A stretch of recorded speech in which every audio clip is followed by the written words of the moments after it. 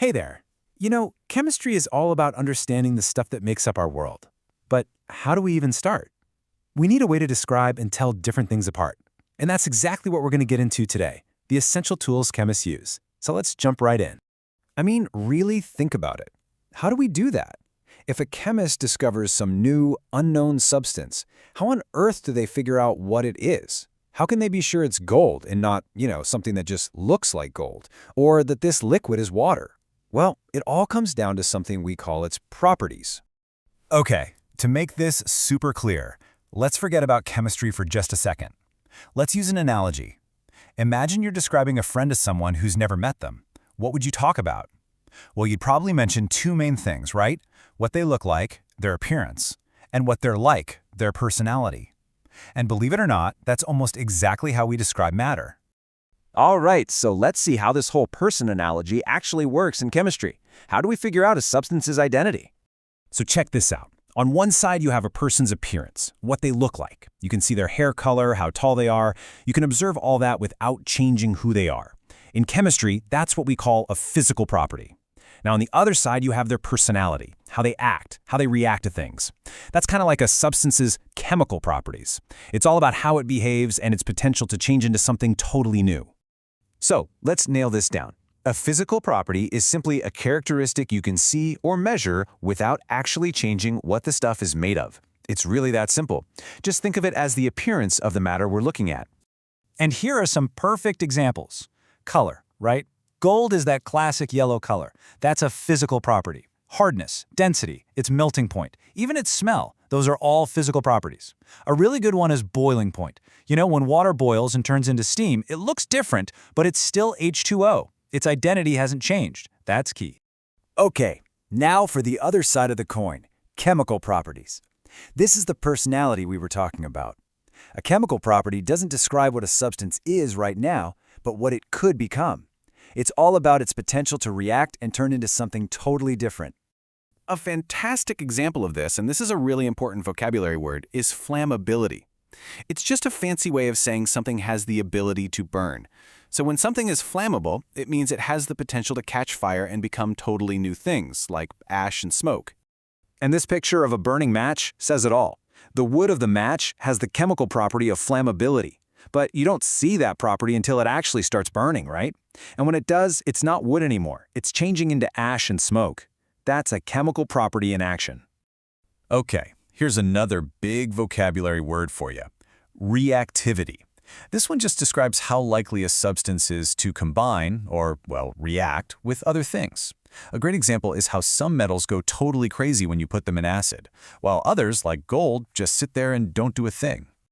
Just look at this. On the left, you've got a normal copper penny. But then, when you drop it into nitric acid, you see its reactivity, its chemical personality come out. The copper totally transforms, creating that green solution and bubbly gas. The original copper is gone. It has become something new. All right, so we've talked about properties, which is all about potential. Now let's talk about what happens when that potential turns into action. We're moving from properties to actual changes. Now we can go right back to our person analogy. A physical change? That's like getting a haircut. Yeah, you look different, but are you a different person? Nope, you're still you. A chemical change, though, that's where you create a whole new substance. It's a complete transformation. This comparison is just perfect. On the left, you see steam, which is just water vapor condensing on a lid. It's turning back into liquid water. It changed its form, but it's still water. It's still H2O.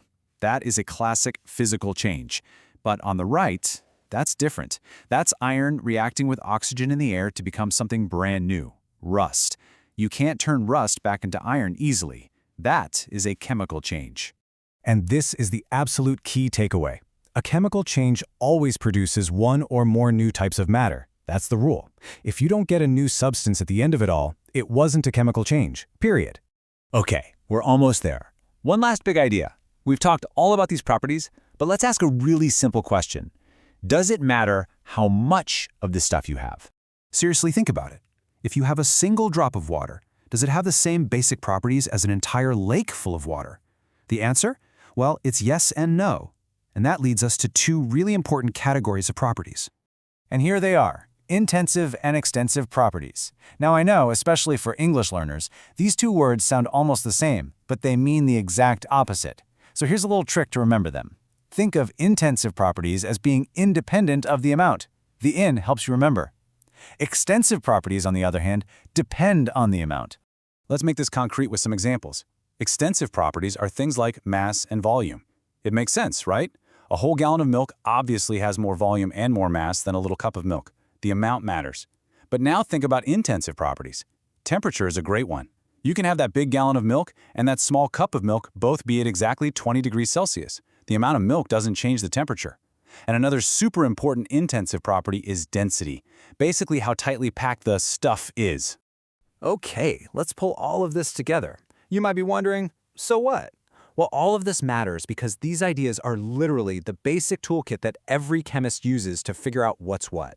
Think about it like this. Physical and chemical properties are like a substance's unique fingerprint.